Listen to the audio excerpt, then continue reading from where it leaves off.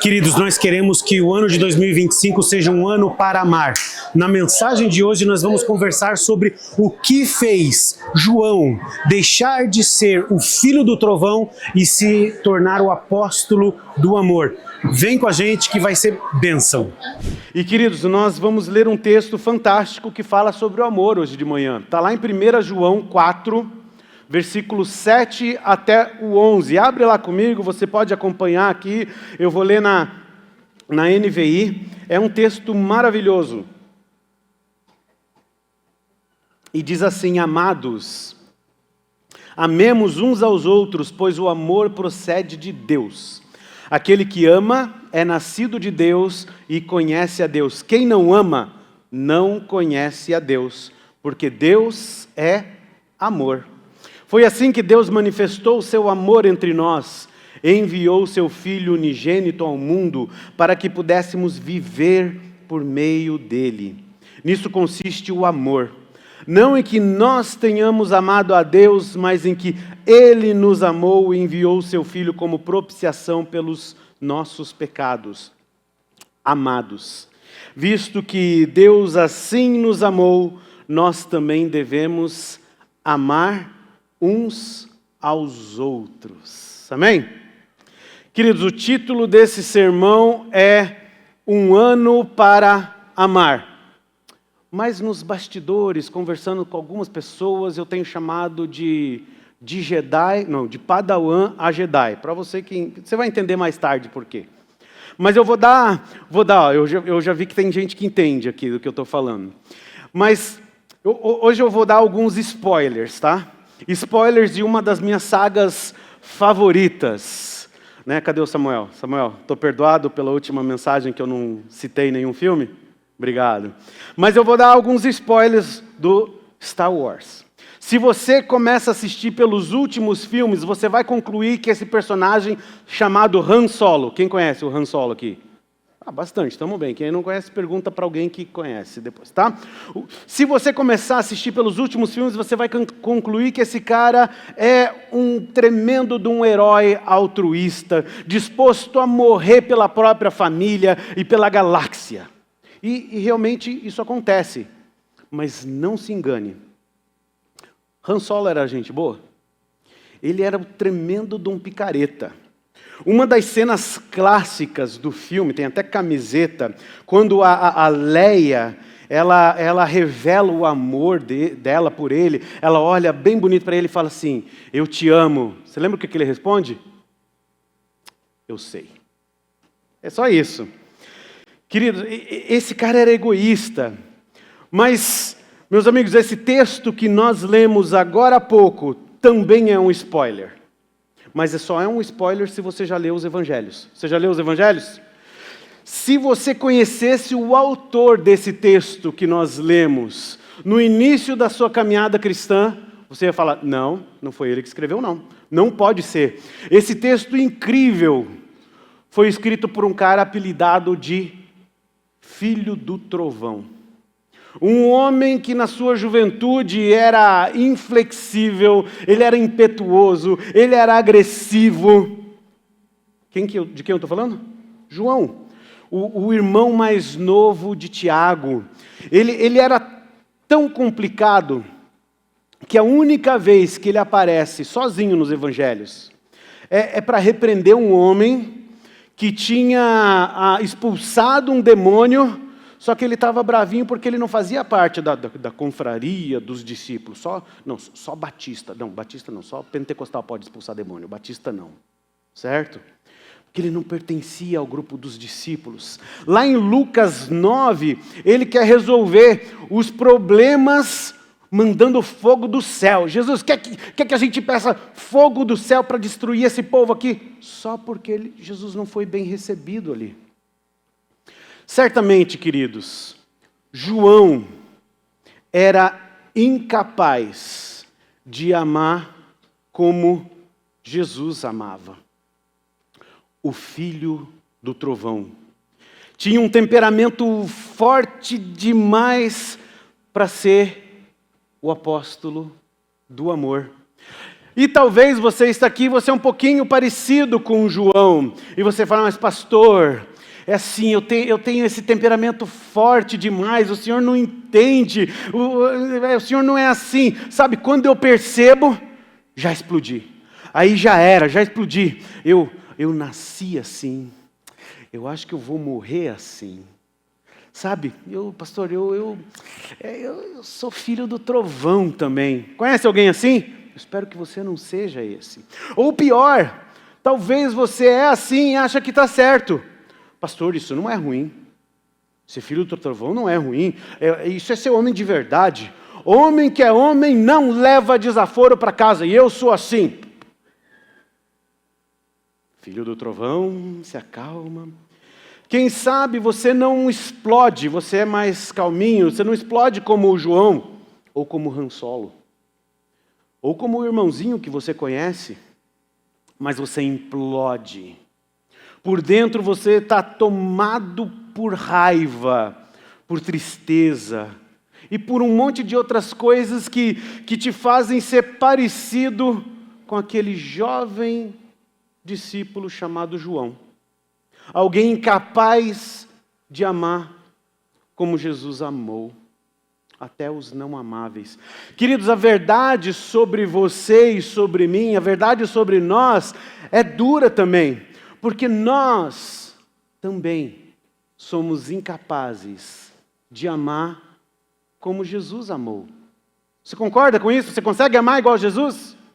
O nosso egoísmo é maior que o nosso desejo de amar as pessoas. Nós amamos quem nós achamos que merece o nosso amor, porque nós achamos que amor é sentimento. O problema só aumenta quando nós entendemos o que a Bíblia nos ensina, que se nós dissermos que somos crentes, que somos discípulos, filhos de Deus, mas odiarmos algum irmão, que seja um só, nós somos o que a Bíblia diz? Mentirosos. Olha lá o que 1 João diz no capítulo 2, versículo 9, diz assim: quem afirma estar na luz, mas odeia o seu irmão, continua nas trevas. Quem ama o seu irmão permanece na luz, e nele não há causa de tropeço. Mas quem odeia o seu irmão está nas trevas, e anda nas trevas, não sabe para onde vai, porque as trevas o cegaram. Eu espero que não seja de você que ele está falando aqui. Mas eu entendo como amar aquele chefe chato do teu trabalho, que sempre está esperando uma oportunidade, um errinho, para poder pegar no teu pé. Como amar aquele colega de faculdade folgado, que sempre se aproveita do trabalho dos outros. A gente fazendo faculdade aí, sabe do que eu estou falando, né? Como amar aquele tio, aquela tia, primo, prima, que só aparece no final do ano para contar aquelas histórias e piadas sem graça. Como amar aquele irmãozinho da igreja que é querido e tudo, mas fez você entrar numa enrascada financeira. Como amar, talvez, aquele pastor que você procurou aconselhamento, mas ele nunca tem tempo para você. Como amar aquele ex-marido que traiu você e que não quer dar pensão para os seus filhos e que ainda conta vantagem. Como amar a namorada ou a ex-namorada que te deixou, ou ex-namorado que te deixou depois que conseguiu aquilo que ele queria.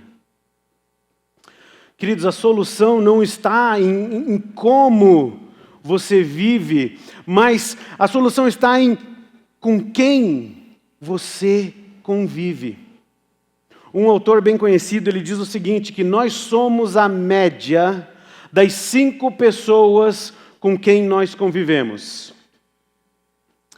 Pensa aí, nas 5 pessoas com quem você mais convive, seu grupo mais íntimo, seus melhores amigos, eles são discípulos de Cristo?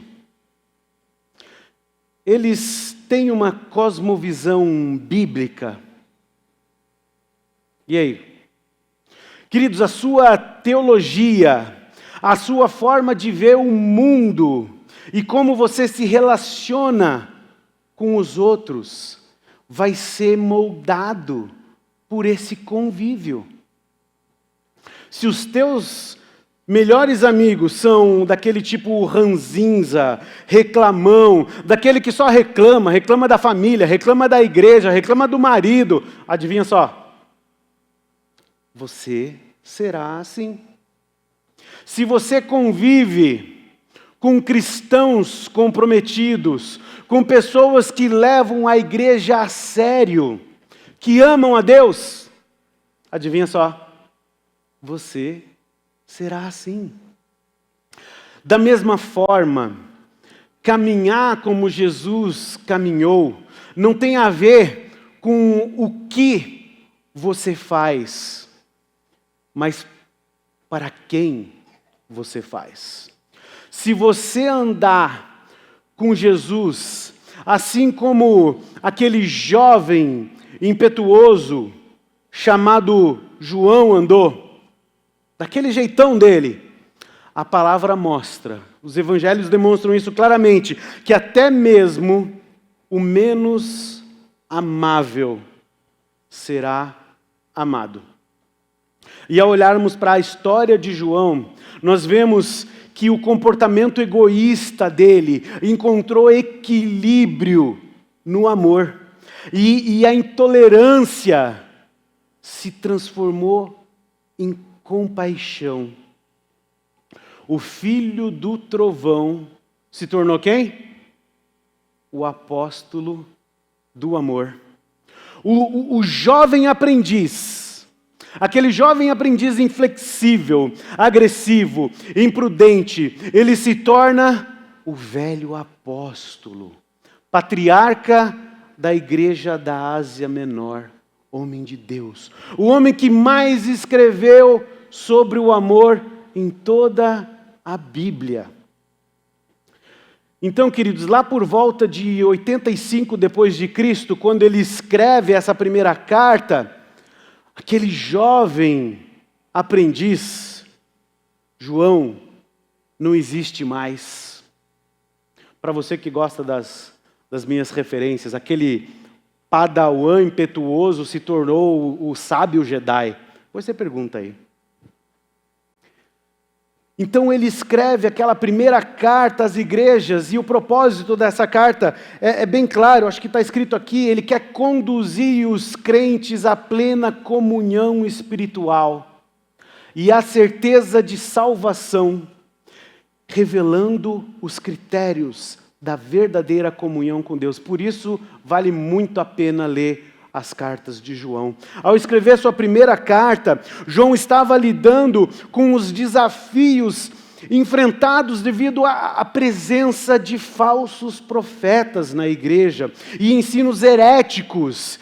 Esses ensinos, essas pessoas negavam a realidade da encarnação de Cristo.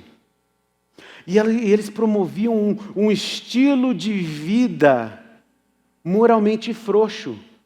Não, se Jesus viveu essa vida pura, porque ele não era bem, a vida não era físico, ele era mais espiritual, ele consegue. Eles promoviam um estilo de vida frouxo e arrogante, porque eles conheciam muito, porque eles eram estudiosos, por causa do conhecimento filosófico. Muito parecido com os dias de hoje. Mas naquela caminhada com Cristo, João, ele aprende algumas coisas maravilhosas. Ele aprende que a solução para a arrogância e para a vida imoral é amar a Deus e ao próximo como Jesus amou. Para João era muito simples, era preto no branco. Ele ensina que aquele que afirma que permanece nele deve andar como ele andou. Simples assim. E nessa caminhada com Jesus e como Jesus, o apóstolo João logo aprende uma coisa sobre o amor. Ele aprende que amar é imperativo. Olha só, nesse pequeno trecho que ele escreve, Quantas vezes ele enfatiza? O versículo 7, ele diz assim, amados, lê comigo essa palavra aí, amemos uns aos outros. Depois ele diz assim, quem não ama não conhece a Deus. E no versículo 11 ele diz assim, nós também devemos amar uns aos outros. Nós não temos como saber exatamente quantas vezes João ouviu isso de Jesus. Mas uma coisa a gente sabe, ele aprendeu a lição. Lá em Marcos 12 e em Mateus capítulo 22, nós vemos Jesus respondendo uma indagação. Eles perguntam qual é o maior dos mandamentos. O que Jesus responde? João estava lá. Olha só, Marcos, o texto de Marcos, versículo 29 ali. Jesus respondeu, o mais importante é este, ouve, ó Israel, o Senhor o nosso Deus, o Senhor é o único Deus. Ame o seu Deus de todo o seu coração, de toda a sua alma, de todo o seu entendimento e de todas as suas forças. Versículo 31. O segundo é esse. Ame o seu próximo como a si mesmo. Não existe mandamento maior do que este. Queridos, amar só é possível quando nós entendemos isso, que amar é imperativo. Veja bem, a gente conhece os 10 mandamentos, certo? Você conhece os 10 mandamentos. Se concorda que quando nós não obedecemos os mandamentos, estamos pecando. Concorda com isso? Que é pecado? Não roubar é mandamento? Não roubar é mandamento? Se eu roubo, cometi pecado. Não matar é mandamento? Se eu mato, cometi pecado. Tá, fala a palavra, pecado. É isso mesmo. Não mentir é mandamento? Se eu minto, cometi pecado. Não adulterar é mandamento? Se eu adultero, pecado. Amar é mandamento? Se eu não amo, mas amar quem? Queridos, da próxima vez que você sentir o desejo forte de não amar, para não dizer odiar alguém, eu tenho certeza que você já sentiu esse desejo. Lembre-se de uma coisa, amar é imperativo. É mandamento, não é uma opção para você. João não está falando aqui, seria legal se você amasse todo mundo. Ele está dizendo, queridos, amemos uns aos outros. Que tal em 2025 você lembrar disso? Quem sabe colocar um lembrete para você, memorizar 1 João 4,7. Vamos ler junto 1 João 4,7 comigo? Amados, amemos uns aos outros, pois o amor procede de Deus. Aquele que ama é nascido de Deus e conhece a Deus. A próxima vez, lembra disso. A Bíblia não diz, mas eu tenho certeza que Jesus teve que relembrar João disso muitas vezes. Nessa caminhada com Jesus, João aprendeu que amar não era somente um imperativo, mas sabe o que mais que ele aprendeu? Que amar tem que ser intencional. Olha o versículo 9 e o 10. O versículo 9 diz assim, foi assim que Deus manifestou o seu amor entre nós. Palavrinha de destaque, enviou o Filho unigênito ao mundo para que pudéssemos viver por meio dele. Versículo 10, nisso consiste o amor, não em que nós tenhamos amado a Deus, mas em que ele nos amou e enviou o seu Filho como propiciação pelos nossos pecados. Nós vamos fazer um exercício aqui de análise sintática. Já terminei a escola. Alguém lembra disso ainda? Ainda é ensinado isso na escola? Qual é eu acho que é a classe gramatical da palavrinha enviou? Ela é o quê? É um verbo. Muito obrigado, assistente para assuntos gramaticais. É um verbo, e verbo é o quê? Verbo é, fala comigo, ação. Deus foi intencional. Queridos, o amor faz você agir. É por isso que Tiago fala que a fé sem obras é o quê? morta.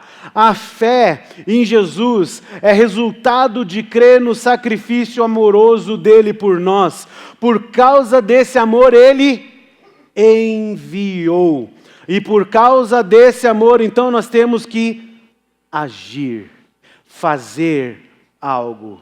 Não é sentir. Você é discípulo de Cristo? Você é discípulo de Cristo? Então você deve ter uma fé viva, certo? Uma fé viva e ativa, porque amar, além de imperativo, é intencional. João experimentou isso na vida dele. João foi o único discípulo presente ali na crucificação de Cristo. Jesus foi intencional ao confiar a mãe dele aos cuidados de João. Você lembra durante a última ceia, João estava lá reclinado ao lado de Jesus, e ele é descrito como o discípulo a quem Jesus amava. Jesus foi intencional ao chamar a João, Pedro e Tiago para acompanhar eles no jardim lá do Getsêmani, e ele chamou esses três para orar um pouquinho mais junto com eles. Ele foi intencional. Você entende do que eu estou falando? Discípulos de verdade planejam amar. Eles não ficam esperando o amor acontecer, eles planejam amar. E eu quero desafiar você a planejar. Eu quero desafiar você a ser intencional. Você recebeu aí o cartão dos alvos e o cartão sementes, certo? Se alguém não recebeu, levanta a mão que o pessoal vai...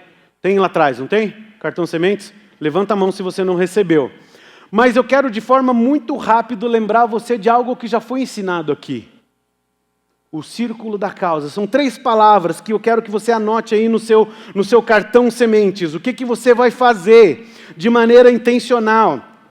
Anota aí. Orar, cuidar e compartilhar.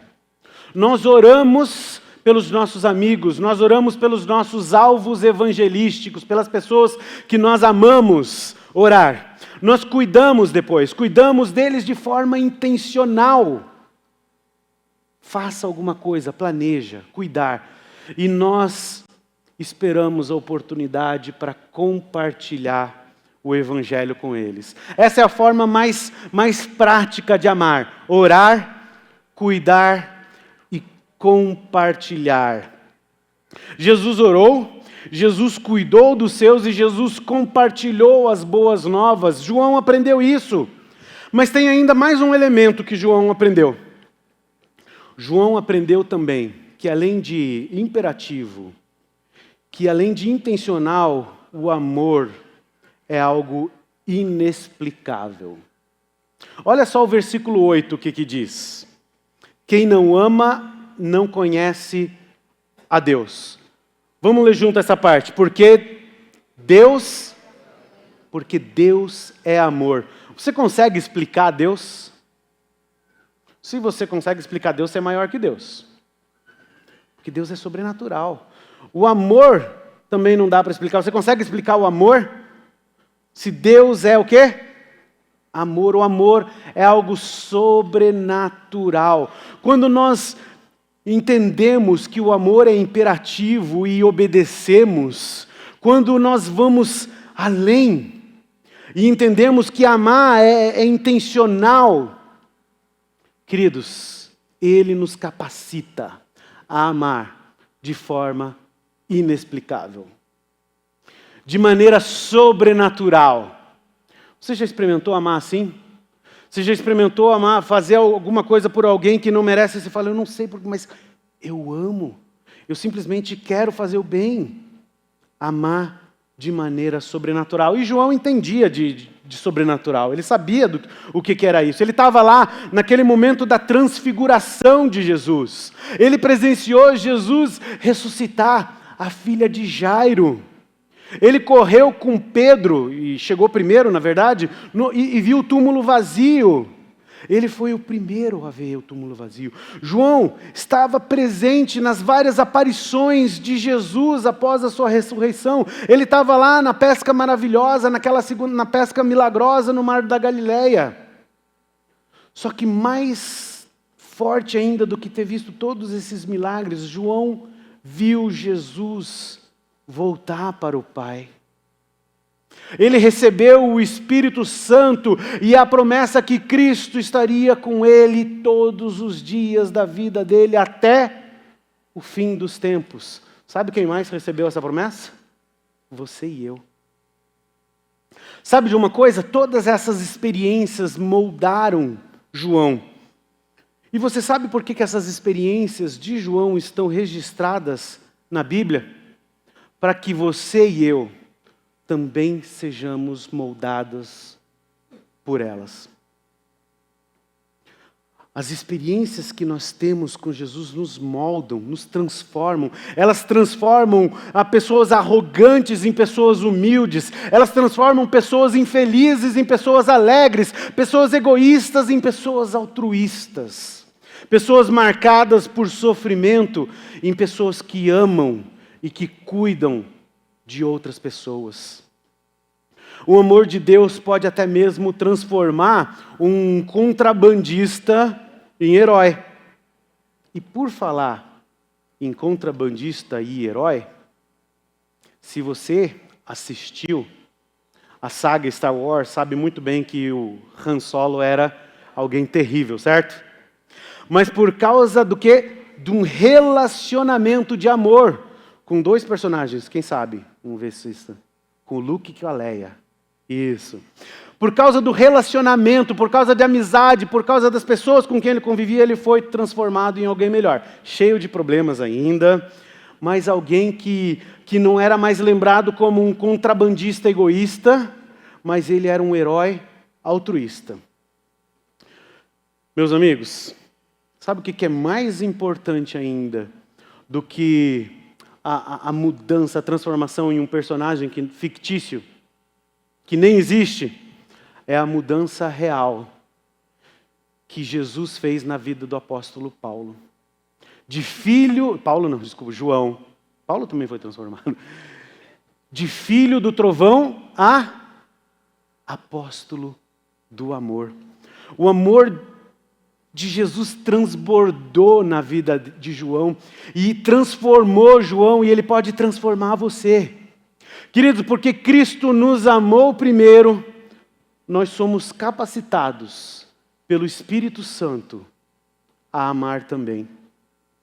Porque amar como Jesus amou é primeiramente imperativo. E porque é imperativo, nós obedeceremos, amém? Porque Jesus, amou intencionalmente, nós planejaremos, amém? Porque amar é inexplicável, nós podemos ter a certeza que nós conseguiremos amar.